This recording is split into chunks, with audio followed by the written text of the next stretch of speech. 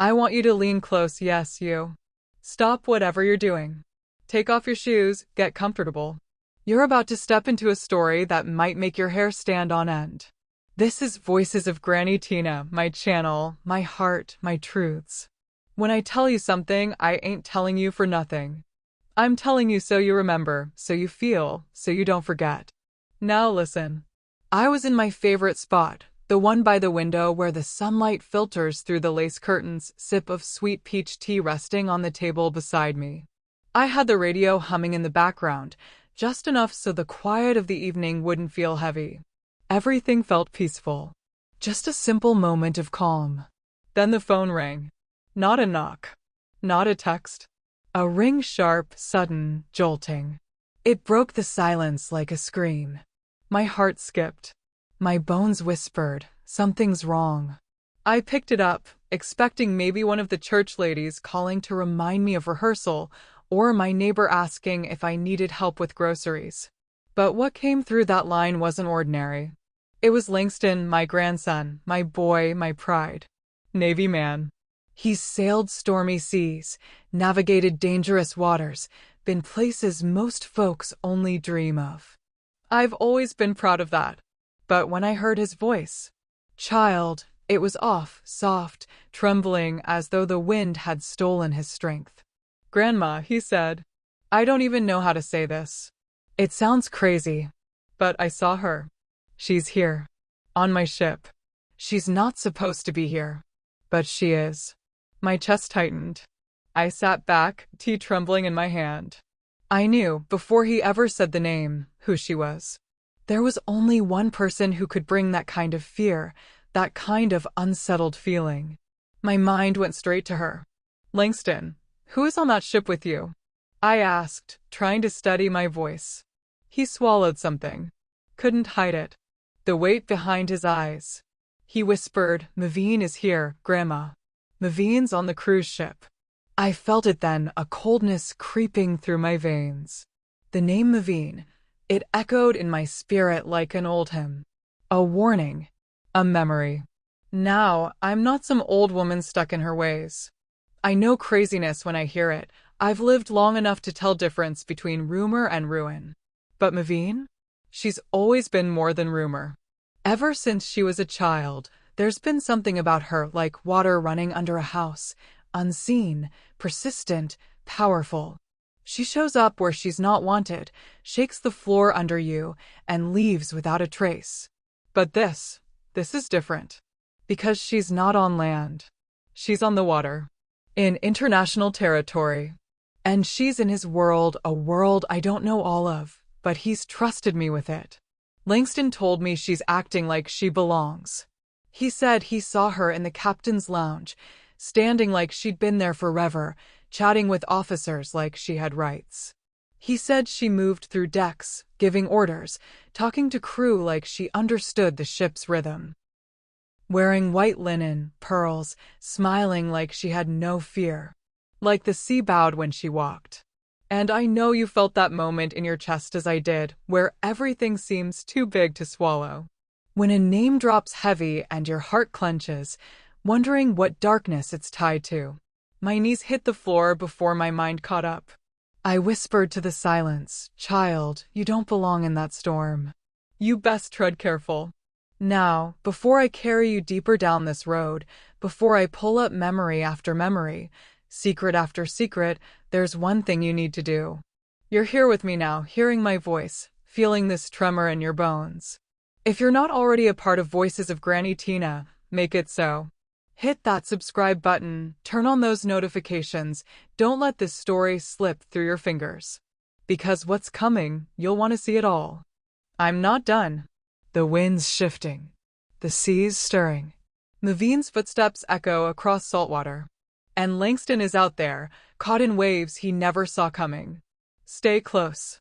Let me walk you through this. Let me tell you who Maveen really is, how she's tied to our blood, and why she's back now on a cruise ship, in open waters, playing a game too dangerous to ignore. You ready? Let's go. Memory is a funny thing. You think it's gone, buried under errands, recipes, the sound of gospel on a Sunday morning, But all it takes is a name, whispered from someone you love, and suddenly everything comes rushing back. After Langston's call, I didn't sleep. Not even a wink. I sat in my chair, lamp low, curtains drawn, the house quiet as prayer. My tea had gone cold. That name, Maveen, had stirred up more than just worry. It dug into places I hadn't touched in years. She wasn't born into mystery. She became it. Back when she was young, Maveen was already turning heads, teachers, neighbors, even grown men who should have known better. There was always this energy about her, like a storm behind a smile. She had a way of slipping through questions, giving you just enough of an answer to confuse you more. There was one summer, Lord, it's been years now, when she up and disappeared. Just vanished. We thought she was over at Aunt Claire's or hiding out to dodge some family drama. Turns out, she'd gone all the way to the Bahamas. Stayed gone for 2 weeks. Came back with tan lines, new clothes, and a grin that said she'd done more than sunbathe. I remember her walking into my kitchen like nothing happened, swinging a little purse on her wrist, gold chain dangling from her neck like bait. I said, "You've been gone half a month and you think you can waltz in here with stories about royalty and riches?" She laughed, sat at my table, and said some man told her he wanted to make her a queen. He had a yacht, she said, and a Jaguar and a villa with silk sheets. I looked her dead in the eye. Luxury don't make you safe, and silk sheets don't make you smart. She didn't care. She never did. She just blinked, slid the necklace off her neck, and tucked it in her bag. After that, she was different. More daring. More calculated. There was the wedding, too. My sister Lillian had planned the whole thing down to the peach punch. Maveen showed up looking like a dream, but disappeared after the cake was cut. We looked for her all night, called friends, checked bus stops. Nothing. She turned up 3 days later in Atlanta, spotted in a jazz bar wearing the same dress she left in. Said she needed air and found herself a new crowd. Didn't say sorry. Didn't explain. Just said, it was a beautiful night, wasn't it? There were no answers with her, only moments, glimpses, like trying to catch smoke in your hands. Over time, her name became a caution. People started whispering, "Watch out, Maveen's been around again." Not out of fear, exactly, but out of knowing. Knowing that wherever she went, peace didn't stay long. Not with her. Some claimed she had friends in high places, strange men with foreign names, women with quiet eyes. I once heard she was seen stepping out of a black car with tinted windows, kissed a man on the cheek, then vanished before anyone could blink. I never asked. I knew better. One year, she asked to borrow money. A lot of it. Said it was for something urgent. I told her no. Not out of spite, out of instinct. 2 weeks later, I found an envelope on my porch. Inside, twice the amount I'd refused. No note. No explanation. That was the same week my attic flooded.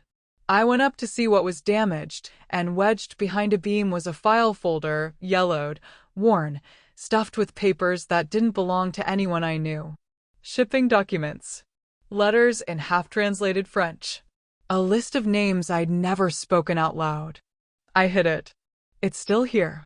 Beneath the floorboard, under the hallway rug. I've never opened it again. Not long after that, she vanished again. Gone so long, we stopped asking where she went. But trouble seemed to linger in her absence, like she'd left a piece of herself in the walls. That night after Langston's call, the air in my house changed. He'd sounded tense, like he wasn't just watching her, like he felt watched himself. She was walking freely on that ship, speaking to people like she'd drawn the blueprint, wearing clothes that didn't wrinkle and confidence that didn't bend. Langston had said, "She's here, Grandma. She's not hiding." I felt that. As I sat, wrapped in my robe, replaying every memory I had, something shifted outside. A sound. Soft. Barely there. Then a knock. Not a neighborly tap, not a delivery knock. It was slow. Deliberate. 3 times. I stood still. The kind of still where your heartbeat feels loud. My hallway stretched out in front of me like a tunnel. I moved slowly toward the door. Didn't say a word. And then I saw it. Not a face. Not really. A shape. Someone was standing outside my front window, just beyond the porch light's reach. Still. Watching. My mouth dried up. My hand brushed the edge of the table and knocked over my glass. It shattered, but the figure didn't flinch. Then gone.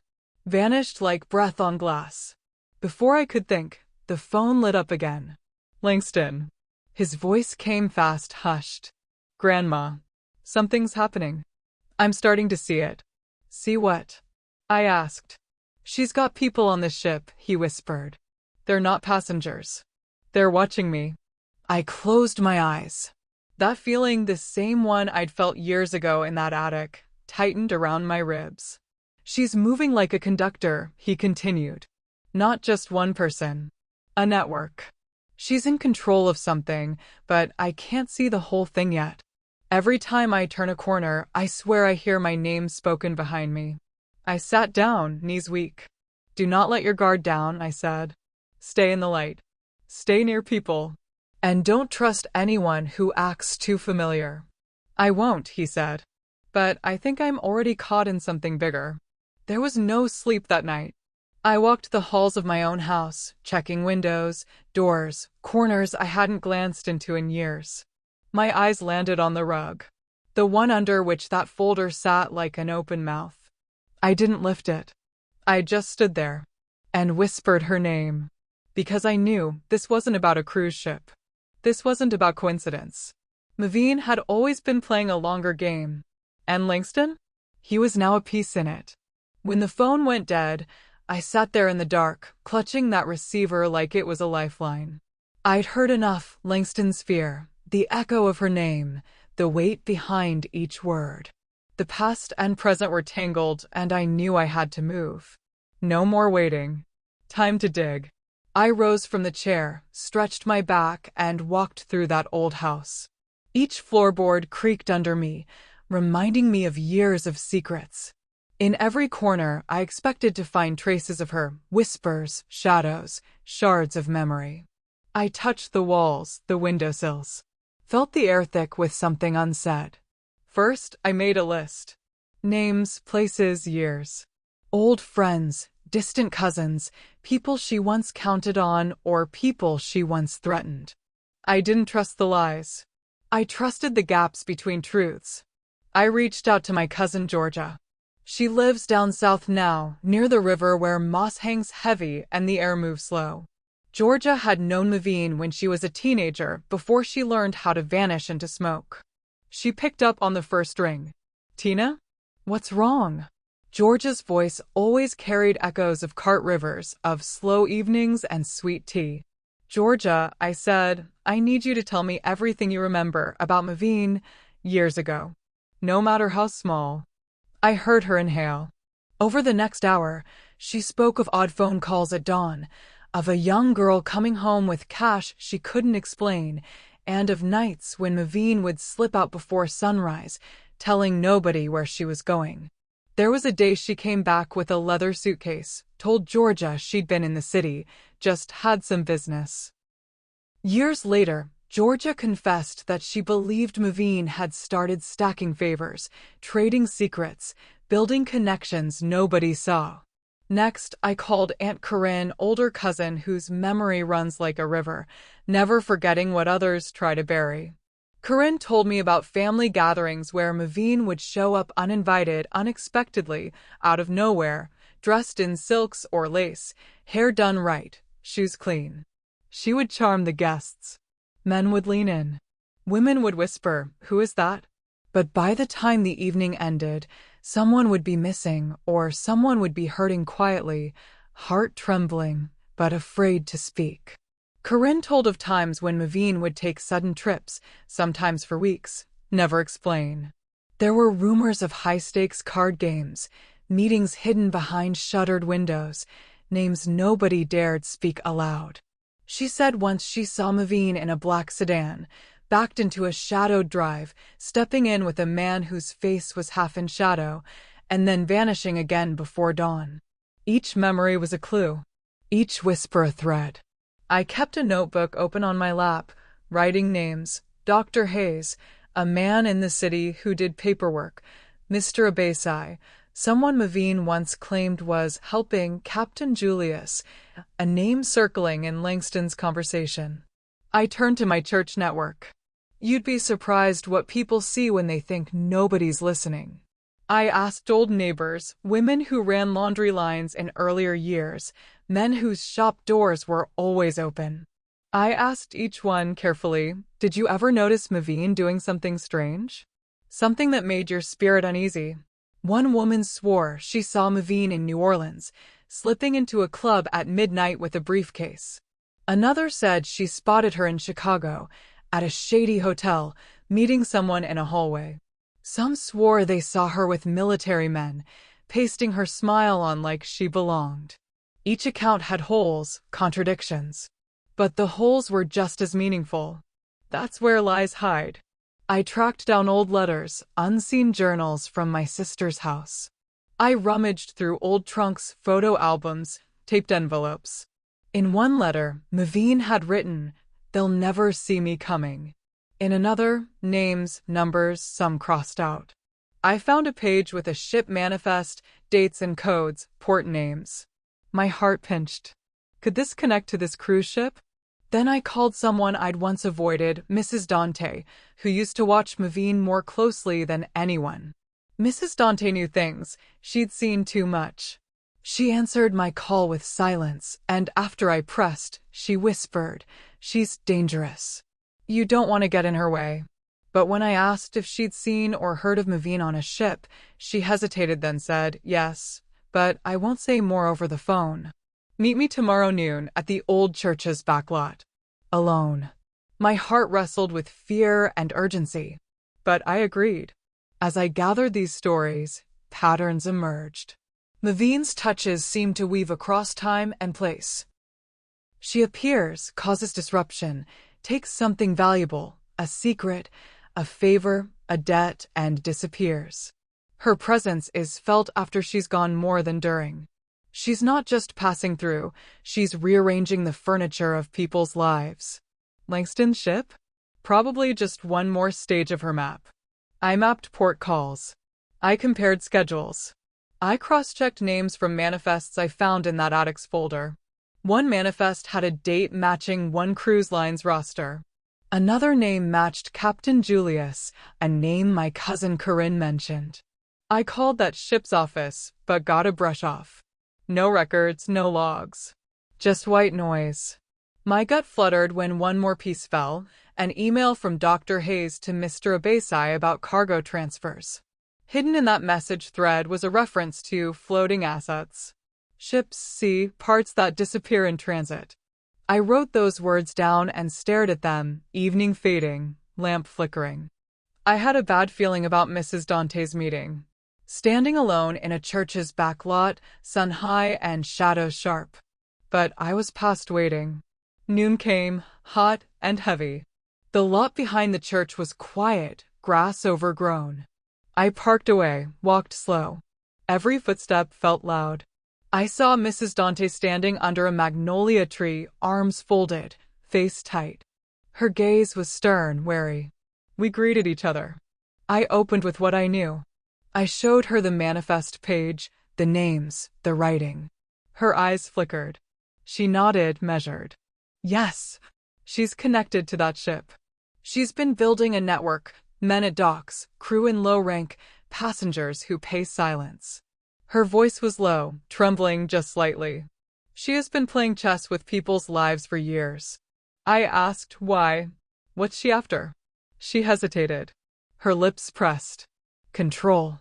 Leverage. Secrets. She's accumulating power, Grandma. And my fear is, the ship is her stage now. She glanced around, like someone might be listening. Be careful. She has protectors. People who do her bidding. You're poking a hornet's nest. Back in my car, I drove slowly home, thinking. Shell, protectors, networks. Those manifests, the emails, the visits, all converged. And Langston was in the middle now. That evening, I sifted through all my finds, letters, phone logs, maps, names. I discovered something chilling. One of the names on the manifest was a man named Captain Reed, someone I'd heard whispered in family conversation long ago. He was rumored to have ties to shady shipping lines, ghost cargo, lost manifests. I cross-checked him with a database.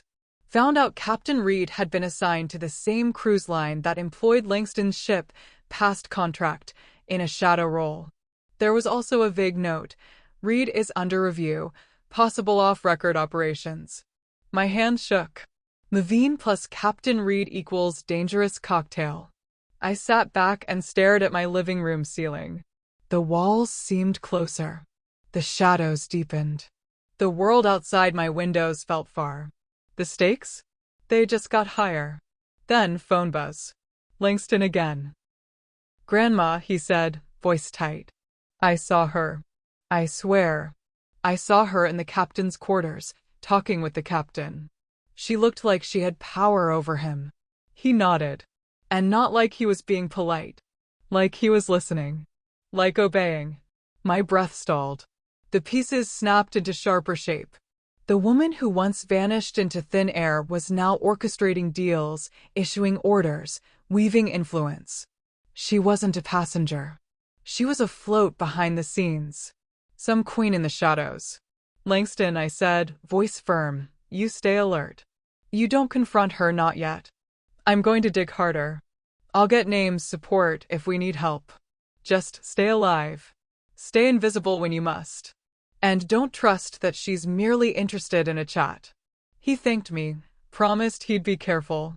I hung up, then stared at the manifest again. Captain Reed. Dr. Hayes. Mr. Abasai. Unknown names. Email trails. Shadowy phone calls.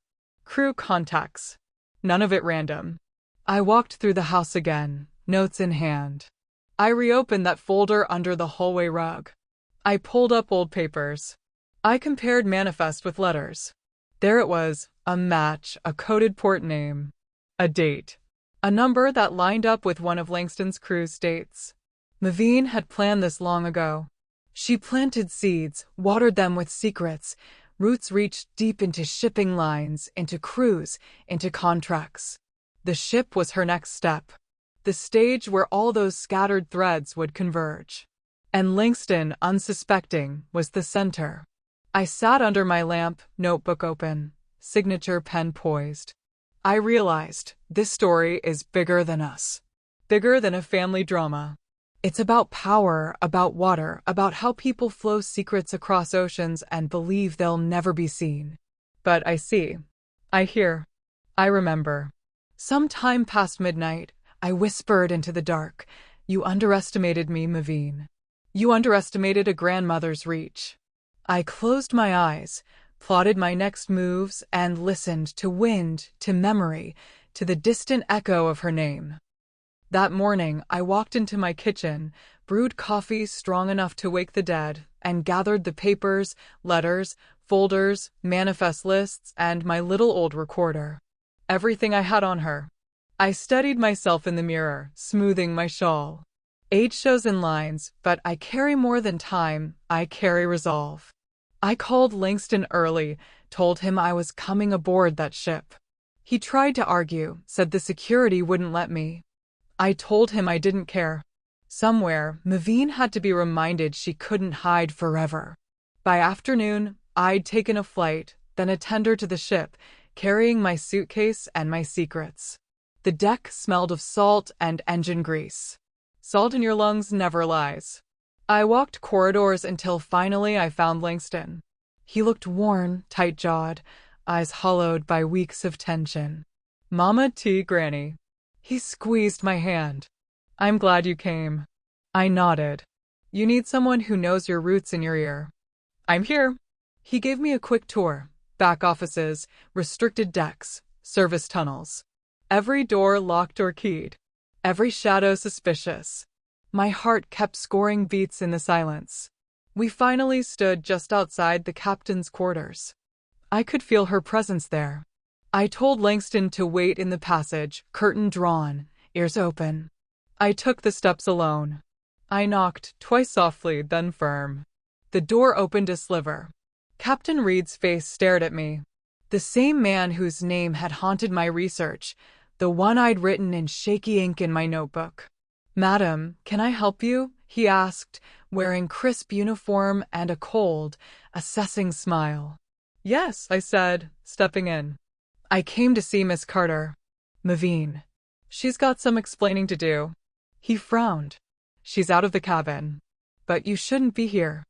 "I didn't come for niceties, Captain." My words were firm, my gaze steady. "I have questions." "She's weaving webs you're helping tie. I want to know why.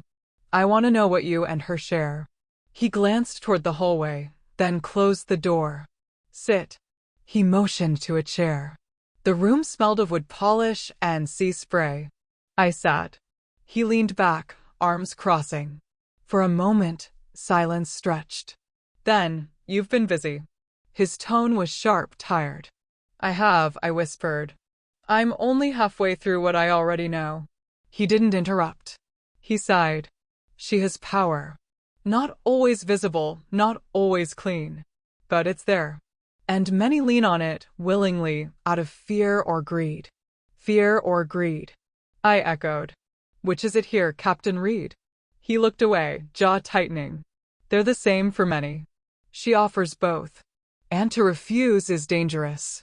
My heart thundered. I leaned forward. "Dangerous to whom? To you? To me? To my grandson?" He swallowed. "To many. But she chose Langston for a reason. Doesn't matter who she picks. You're complicit if you stand by." My voice quiet, but I meant every word.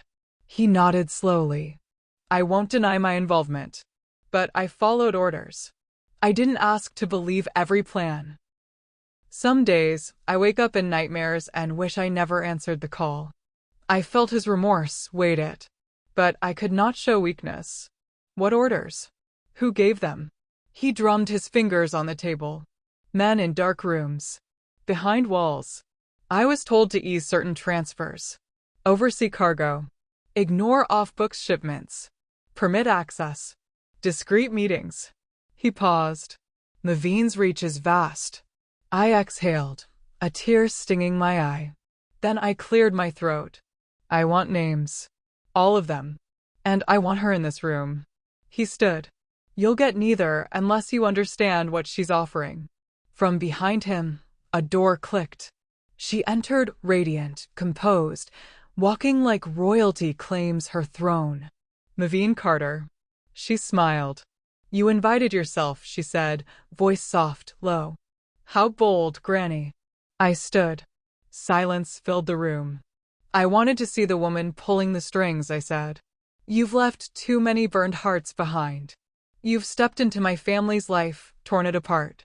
Now explain yourself." She took a slow step, letting her gaze sweep the room. "You always had fire, Tina. I admire that. That's why I wanted you here." She turned to Captain Reed. "You may step out." He hesitated, then left, closing the door behind him. The air changed. Between the two of us, centuries of history flowed, grudges, love, regret. She sat across from me, her posture elegant, her eyes calm. But I could see the storm beneath. "Why here? Why him?" I asked. "Why drag my grandson into your game?" She's silent a moment, considering. Then, "Langston has blood of ours. Strength others don't see. I needed someone who wouldn't break. Someone who would carry the weight without falling. Don't you dare speak his name as if he's yours to claim." My voice shook. She nodded slowly. "Understood. But I am family, older, wilder, deeper. I sense this moment coming. Explain this network. Explain those manifests. Explain those emails. Why ghost operations? What are you constructing?" She leaned back. "I've been building a bridge between power and water. Commerce invisible, secrets that fill the gaps. Ships, hidden cargoes, financiers who don't ask questions. I used what others discarded: influence, debts, favors. So I could move pieces where they can't see. You used people." My voice cut through quiet. "You don't care who you hurt. Whoever plays on water knows we all drown somewhere, she murmured. I saved some. I sacrificed some. But I measured risk. Langston was never the bait, he's the anchor. My chest tightened. Anchor? Or target? She didn't answer right away. Her gaze held mine. I didn't plan him as sacrifice. I planned him as pivot. The ship, the routes, the port calls, they all align with what I need next. But there are forces beyond my control now, investors, auditors, rivals. Someone's been encroaching, trying to undermine what I built. That's why I'm here on a ship. To stabilize. I thought of Captain Reed, of cargo transfers, of emails referencing floating assets. It clicked. You control the flow. You decide what passes and what vanishes. She nodded. Exactly. I clenched fingers tight. Then why lie, manipulate, hide?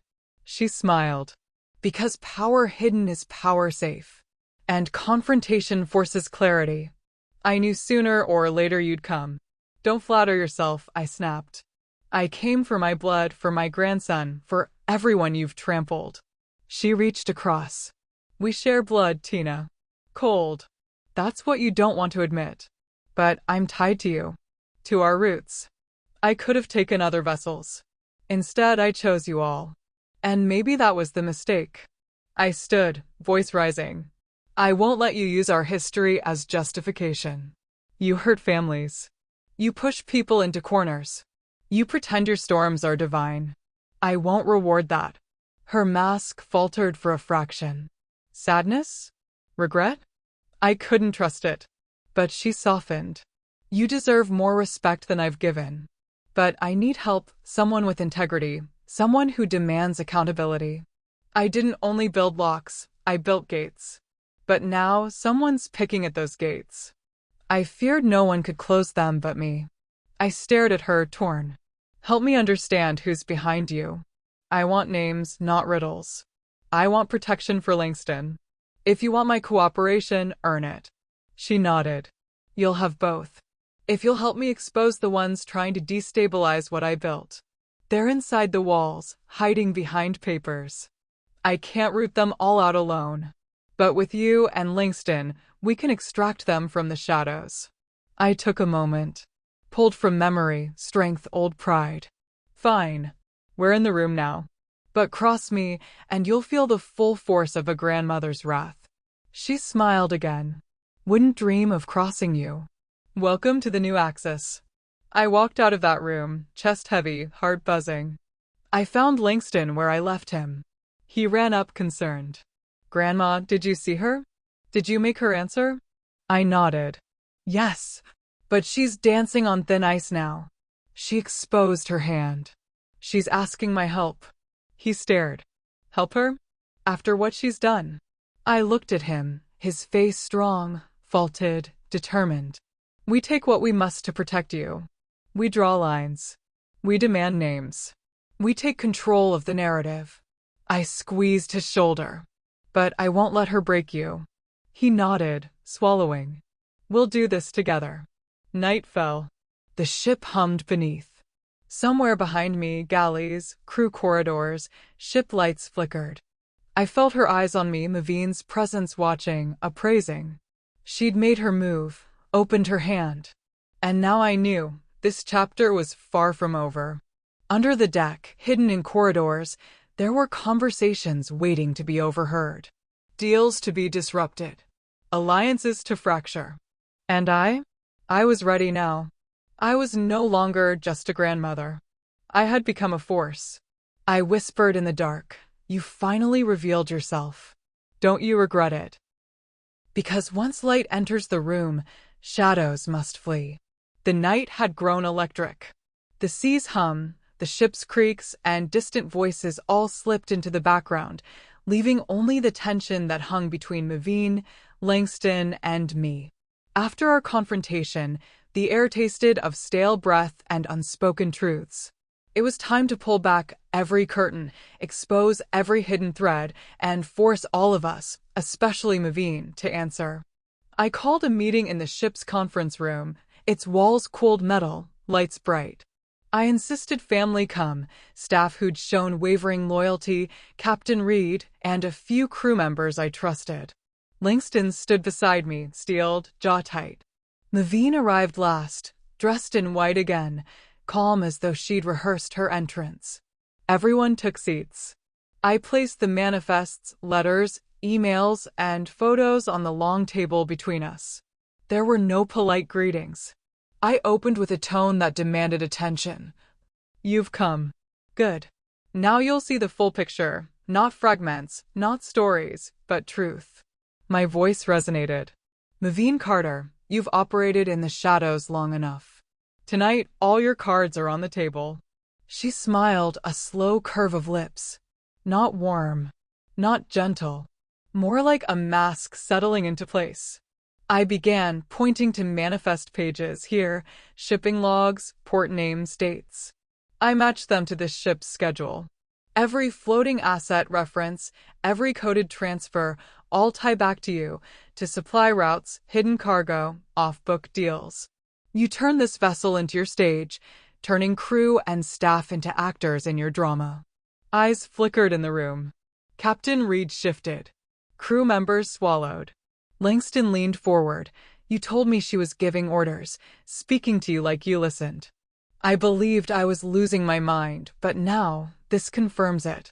You used the ship, this structure, as your conduit. Naveen raised her hand, emotion veering between frustration and regret. Yes, I used this ship. Because it's neutral ground. Because people come from every port. Because transit is safe if nobody watches closely enough. And I had built a network so tight that no one would trace it back to me. I held her gaze. You used your blood, your history, to manipulate family. You knew things no outsider could. You knew my late son's past, his mistakes, the debts he left. You used those broken pieces to arrange your strategy. Langston's voice cracked. She knew about my father's past. She used it. She pulled strings to get us here, to trap me in this web. The room pulsed with shock. She nodded, expression tempered. I knew. I had to. He was connected to people I needed. Everything your son touched, everything he hid, all of that was part of the network. I needed to untangle him, and you, to reach further. To build a bridge across shipping lines, trade routes, shadow contracts. Your family was the foundation. You just didn't realize it until now. You could hear the gasp in the room. Allies shifted in chairs.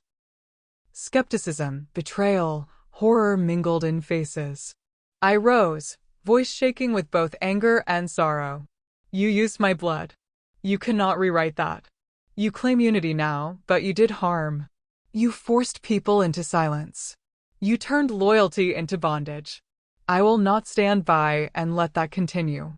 I turned to Langston. You have a choice here. Walk away. Cut this off. Or stand with me and demand Naveen remove every hold, every contract, every ghost operation she created. Langston's eyes were pools of pain and resolve. He nodded. I stand. I choose truth.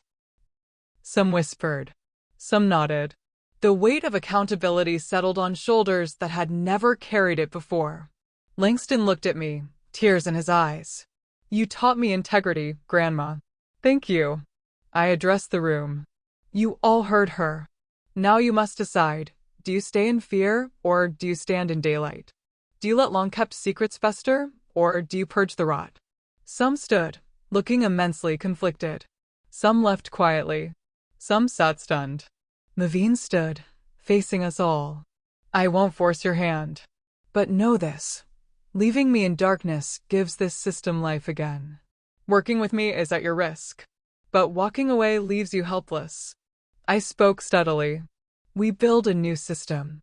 One with nobody hidden. Each person revealed. Each contract exposed. We close doors you opened. We hold those accountable. Langston stepped beside me. I'm done being hidden. I'm done being part of a lie. I want truth. Naveen nodded, tears in her eyes. She swallowed. Very well. We begin tonight. I'll open every ledger. I'll reveal all names inside the ship and beyond. but you must stay by me. We will face consequences together. That was the pact, one forged under tension, challenge, and a chance at rebuild. The room emptied. Staff and crew departed. Langston and I stood before Maveen. The victory felt brittle, raw. I turned to him. Are you okay? My voice soft. He nodded, but I saw the weight on him. The burden. The future. Maveen stepped forward. She touched my hand, hesitant, respectful. Tina. I am sorry. I will make this right. I drew back. Speak truth. Do what you promised. Earn trust again. She nodded. That night, I stood on the deck, salt wind in my hair, ship lights glowing. Langston was beside me, quiet. Below, water lapped against the hull. I whispered into darkness, we fight now. We rebuild. We demand light where she built shadows. He said, quietly, Grandma, whatever comes, I'm glad you stood with me. I smiled, tired but proud. There's work ahead. Leverage to dismantle. Secrets to unearth. Trust to rebuild. But for the first time, we faced them in sunlight, not shadow. By morning, the ship had started its slow glide toward the shore. The hum beneath our feet, once sharp with secrets, now settled into something gentler, like it, too, was tired from carrying the weight of what we'd all been through. Langston stood next to me on the deck, eyes on the horizon. The early sun cast gold across his face. He looked older, not in years, but in understanding. He finally spoke. Do you think she meant any of it? I looked at him for a long moment, then turned back to the water. I think she meant some of it. But meaning something doesn't undo the damage, baby. Wanting to protect people doesn't excuse the ways we hurt them. This journey wasn't just about secrets. It was about what happens when we try to control what ain't ours to manage. Maveen wanted power, but more than that, she wanted to shape everything so nothing could surprise her. But life don't work like that. It moves. It shifts. And when you try to grip too tight, you end up breaking what you meant to hold safe. I've learned that truth can be sharp. It cuts, yes, but it also clears. We saw things we weren't ready to see. We heard things that changed how we look at the ones we love. But we didn't turn away. That's what I'm proud of. Langston faced every crack in our family's history and didn't flinch. He stood tall. He stayed kind. He asked hard questions and still chose compassion. That's strength, not muscles or rank, but the quiet resolve to do what's right, even when nobody claps for you.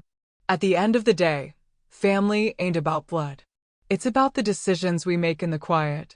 It's about showing up, especially when things get ugly. I won't pretend everything's fixed now. There's still healing ahead. Still conversations we haven't had. Still names we haven't spoken. But the silence is broken, and sometimes that's the first mercy. Naveen made her choices. She'll have to live with them. But now the rest of us get to make new ones. Ones not shaped by fear, but by clarity. And I intend to use every moment I have left speaking truth, whether folks are ready for it or not. Before you go. Now, sugar, if you've listened to all 6 chapters of this story, from that first trembling phone call to the last tearful confession, I believe something in this tale touched you. Maybe it was Langston's courage. Maybe it was Maveen's manipulation. Maybe it was the realization that control can disguise itself as care. But if any part of you believes that manipulation, even from someone you love, is still wrong, then let that belief be your guide. Hit that subscribe button. Not because I asked, but because you know the difference between influence and integrity. And because stories like this one, they don't just entertain. They reveal. They make you think about the people in your life who twist truth for power, and whether it's time to start naming things out loud. Share it forward. And if you know someone, maybe a sister, a neighbor, a cousin who's been tangled up in a story like this one, go ahead and share this. We don't heal alone. We don't grow by staying silent. Send it to someone who needs a little push. Who needs to hear a voice like Granny Tina's telling them you ain't crazy. You just finally seeing things clear. Until next time. Now I may not know what the next story will be, but I do know this. there's always more to uncover. There's always a new name, a new secret, a new moment when everything changes. So if you want to keep walking with me, if you want to sit back in that favorite chair with your tea and hear the next twist when it comes, then stay close. Stay subscribed. Stay listening. Because I'll be here. Always. Waiting to tell you what happened next. Granny Tina.